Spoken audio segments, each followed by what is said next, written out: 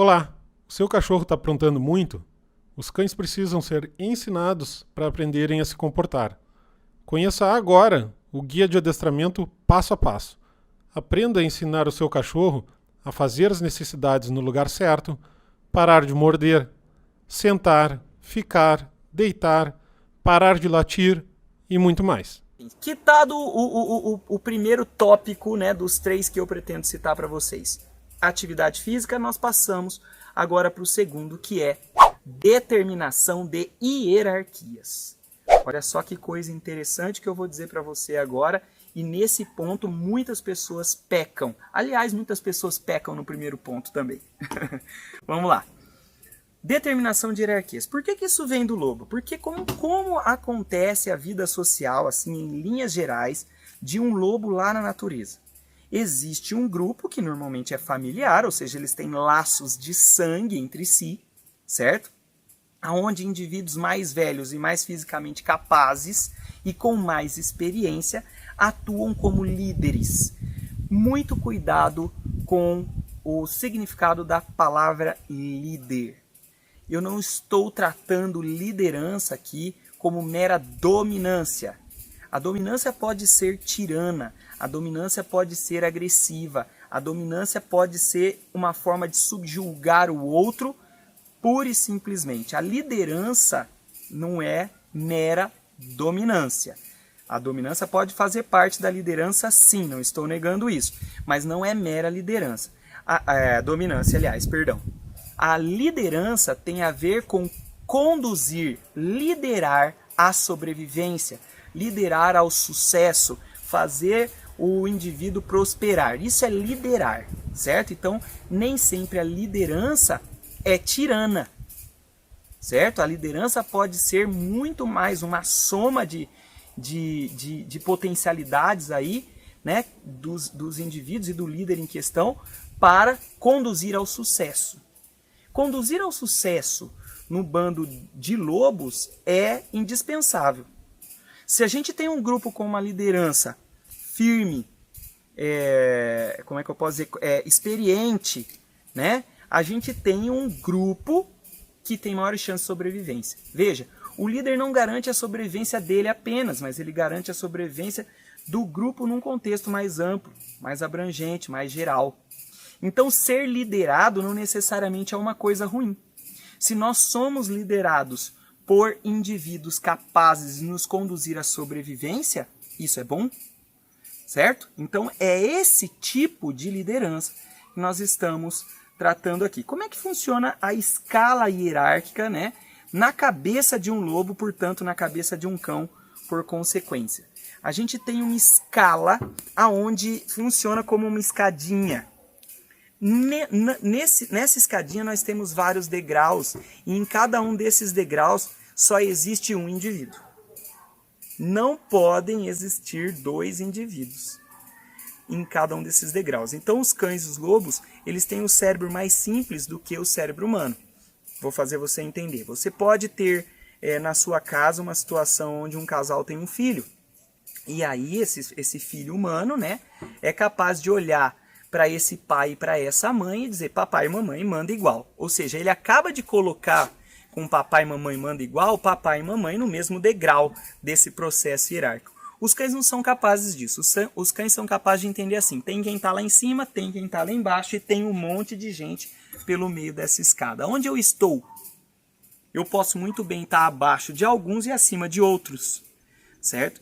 Então a liderança é muito interessante que fique de posse, né, nas mãos dos seres humanos, né, que convivem com esse animal.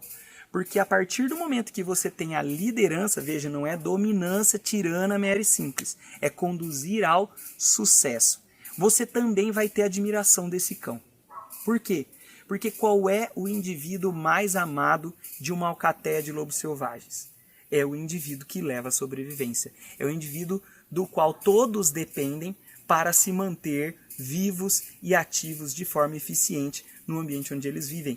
E isso é um resíduo, né, que nós temos no cachorro da vida lupina. Né? Então vamos lá. Se você é líder, não necessariamente você é tirano, mas necessariamente você é amado. O teu cão vai te amar mais do que a qualquer outros indivíduos do bando, justamente porque você conduz ao sucesso. Você aumenta as chances dele de sobrevivência. Beleza? E como os cães não conseguem botar dois indivíduos no mesmo grau, no mesmo patamar hierárquico, quando você tenta ser o amigão do seu cachorro, eu sou o amigão do meu cão aqui, eu não sou mais do que ele, nem sou menos do que ele. O seu cérebro é capaz de entender isso porque você é humano, mas o cérebro dele não é capaz de entender isso. Necessariamente nesse momento, ele vai lançar mão de estratégias instintivas, geneticamente programadas e não racionais, ou seja, ele não pensa para fazer isso, ele não arquiteta coisas no cérebrozinho dele para aumentar ou diminuir o seu status hierárquico. Mas ele vai fazer alguma coisa, mas ele vai acabar te considerando ou num degrau acima do dele, ou num degrau abaixo. No mesmo, ele simplesmente não tem habilidade para isso. Certo? Pelo menos essa é a minha visão, Vitor Prado, com relação ao que eu tô trabalhando desde os 16 anos de idade até agora. Tranquilo? Bom, beleza. Se o seu cão não reconhece em você ou em outra pessoa o líder, ele vai sentir que a sobrevivência dele, e até mesmo a tua, que é parte do bando, está ameaçada. Então esse bando necessariamente precisa ter um líder, e isso é urgente. Se ele não enxerga em ninguém esse potencial, assume ele esse papel. Ele precisa fazer isso. Veja, os cães não fazem birra.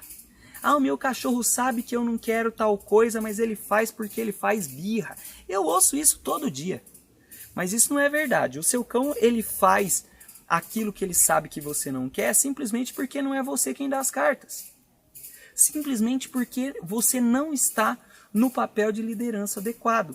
Se o papel de liderança é dele, quem dá as cartas é ele.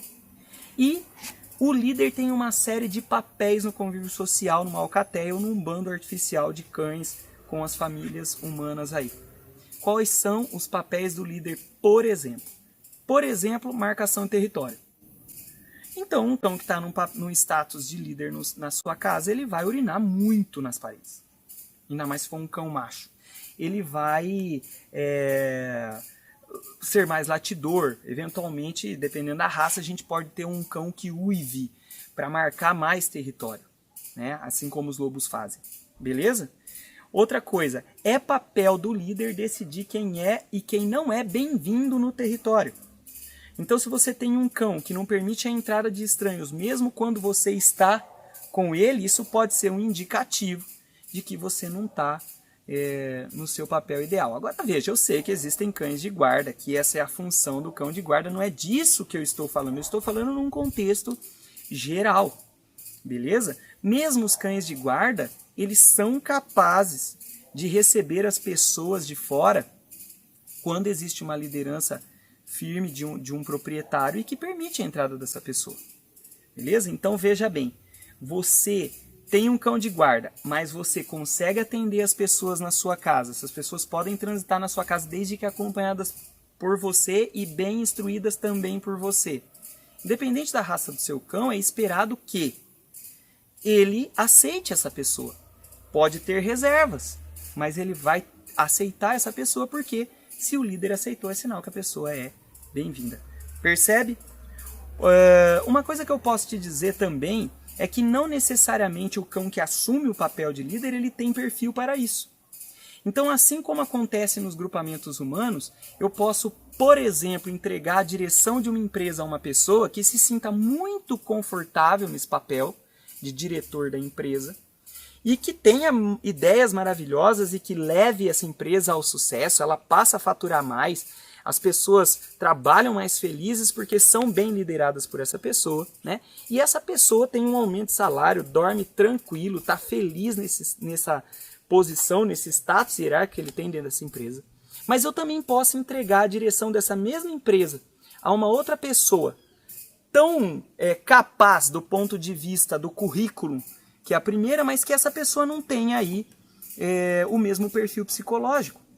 E aí essa pessoa pode se sentir excessivamente cobrada, ela pode se sentir mal nesse papel, ela pode ficar ansiosa, desenvolver quadro depressivo, acabar botando os pés pelas mãos, acabar deixando os seus subordinados dentro dessa empresa desconfortáveis e assim por diante. Mas quem sofre mais? Quem sofre mais é o próprio indivíduo que está nesse papel.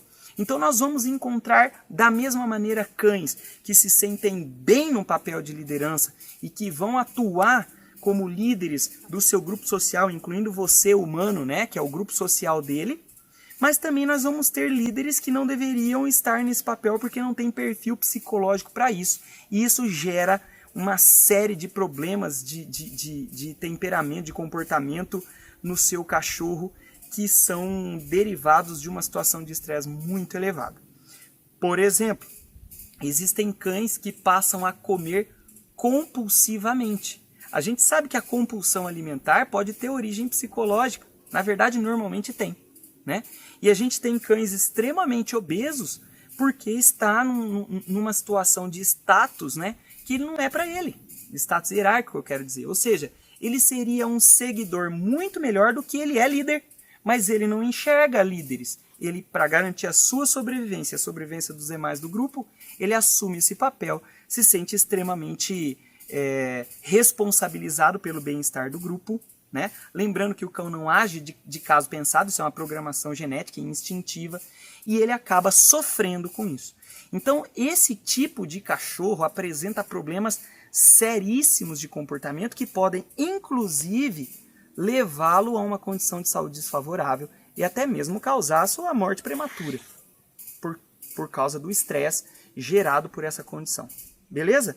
Outros cães não, cães de guarda, por exemplo, como a maioria dos Rottweilers, dos pastores alemães, dos boxers, dos pitbulls, eles se sentem bem nesse papel. E se sentindo bem nesse papel, eles tendem a gostar dessa posição hierárquica.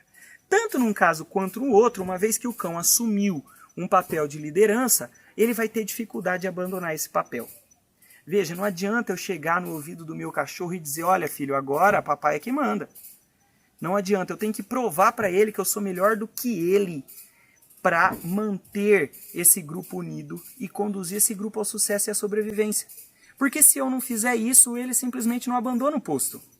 Se eu tenho um cão que é ansioso, ele vai ficar ansioso em delegar essa função também para outro. Ele já tem essa responsabilidade que é demais para ele. Imagina a responsabilidade dele que ele vai sentir em deixar você assumir esse papel se ele não tem certeza que você dá conta. Veja, parece que o que eu estou dizendo é extremamente complexo para o cérebro do cão. Mas na verdade é uma programação genética simples. É instinto, ele não pensa para isso. Ele simplesmente reage dessa forma. Quando eu tenho um cão que, ao contrário, é um cão seguro e que faz bem esse papel de líder, o que eu vou ter? Eu vou ter um cachorro que eu dou conta. Será que você dá? Né? Então ele vai testar as suas capacidades. Ele não faz isso de caso pensado, ele faz isso porque é instinto. Então eu não acredito que tudo que os cães fazem, eles fazem porque eles estão testando nossa liderança. Não, mas eles vão percebendo. Beleza? Bom, por exemplo, se eu der um travesseiro para cada menino de 5 anos de idade e deixar 2 meninos, cada um com um travesseiro na mão, fatalmente uma hora eu vou ter uma brincadeira de luta com o travesseiro. Veja, nesse momento, esses meninos, eles não estão querendo provar que são mais fortes um que o outro. Não existe a intenção disso por trás da brincadeira, mas a brincadeira vai acabar levando a essa conclusão. Um vai perceber que é mais forte do que o outro e eles vão acabar descobrindo isso sem querer. E é claro que o relacionamento entre eles, em boa parte, também vai ser moldado por essa experiência. A sua relação com o cão também é a mesma coisa. Não quer dizer que seu cão tenha atitudes para te testar, como existem alguns profissionais falando o tempo todo aí. Mas eles têm atitudes, porque eles são cães. E eles acabam descobrindo, meio que sem querer, se você é ou não é apto a conduzir aquele grupo ao sucesso. Então, nós que somos o cérebro racional da relação, precisamos então racionalizar a respeito disso. Ou seja, precisamos pensar que o cão não é culpado das atitudes dele, mas que ele pode acabar percebendo alguma coisa que não seria interessante e assumir um posto de liderança que não é legal. Vitor, o que os cães fazem? Qual é o problema que eu vou ter na minha casa se o meu cão assumir o posto de liderança? Posso deixar. Eu já encontrei gente que pensa assim. Depende do cão, né? Por exemplo, se eu tenho um cão muito firme na liderança, como um pitbull, um rottweiler, um pastor alemão ou qualquer raça forte, de temperamento forte que exista, eu posso ter, de repente, um evento onde o cão ataca o dono. Quando que isso pode acontecer? Vou ilustrar para você uma situação aqui que eu conheci, certo? E infelizmente acabou mal. A pessoa tinha um pitbull em casa. Era um jovem que vivia com o cão e que amava esse cão acima de qualquer coisa. E o cão também o amava, isso era nítido, certo? Onde um estava, o outro estava. Ele levava o cachorro para todos os ambientes que ele frequentava, ou quase todos, né? E era bastante permissivo com o cachorro, era o bebê dele, certo? E o cachorro era fantástico, o cachorro se comportava bem com ele, o cachorro ia para todos os lugares com ele, sabia, ele era muito exposto, esse cachorro, certo? Então esse cachorro ele tinha uma capacidade muito boa de estar em convívio social, com pessoas estranhas inclusive, e assim por diante. Mas um dia o rapaz ia receber uma visita, que ele considerava importante, e ele fez uma limpeza na casa dele para receber a visita, e aí essa visita simplesmente ia sentar num sofá que o cão frequentava. Então o que ele fez? Ele tirou o cachorro da sala, limpou o sofá, passou o aspirador para tirar o pelo, né, e tudo mais, que para ele era uma coisa normal, mas para visita não. E beleza, quando ele liberou o cachorro na sala de novo, o cachorro subiu no sofá. Esse cachorro subia no sofá todo dia. E aí o que houve? Houve que ele falou, não, você não pode subir no sofá. Tirou o cachorro do sofá uma vez. O cachorro voltou pro sofá. Tirou o cachorro do sofá 2 vezes. Ele voltou pro sofá. Tirou o cachorro do sofá 3 vezes. Na 4ª vez o cachorro deu uma rosnada para ele baixa. Ele estranhou muito aquilo. Ué, como assim? Eu sou seu dono, você me deve obediência. E quis impor a sua vontade ao cão que estava no estado de liderança, porque ele foi permissivo a vida inteira com esse cachorro, né? E aí o cachorro acabou mordendo a mão dele. Veja, quando um pincher morde a sua mão, pode ser bastante sério, mas quando um pitbull morde a sua mão, é mais sério. Normalmente é mais sério. E é claro, ele precisou tomar alguns pontos e tal. 5 minutos depois, gente, esse cachorro estava abanando o rabo aos pés dele. Veja, o cão não fez nada de errado. Eu quero que você perceba que morder o dono nessa situação significa fazer uma coisa que um líder faria a um subordinado que não segue as regras. Ele deu um corretivo, é papel do líder controlar a atividade dos seus subordinados. Isso leva ao sucesso, beleza? Isso garante a sobrevivência. Ah, mas o pitbull é um cachorro feito em laboratório, né? Que tem um temperamento louco, é uma raça explosiva. Não é nada disso.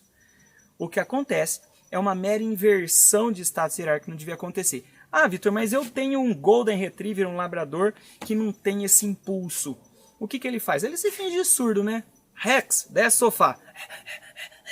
Não vai fazer nada. Quem manda é quem é líder. Se você não é líder, adianta mandar. Ele pode. O simples fato dele se fingir de surdo, não necessariamente morder o dono, pode ser. Pode ser, não estou dizendo que é em 100% dos casos. Muito cuidado aí, né, com as palavras, né? Pode ser um indicativo de que ele não te enxerga como um líder. Beleza? Então a gente pode ter problemas maiores ou menores, dependendo da raça, dependendo da individualidade, né, do cachorro, do seu estado psicológico, do seu estado de saúde até física. Beleza? Bom, enfim. Ou seja, primeiro ponto a ser considerado, exercício físico. Segundo, determinação de hierarquias. Onde a hierarquia mais favorável é aquela onde os seres humanos estão acima do cachorro. Meu ponto de vista. Beleza?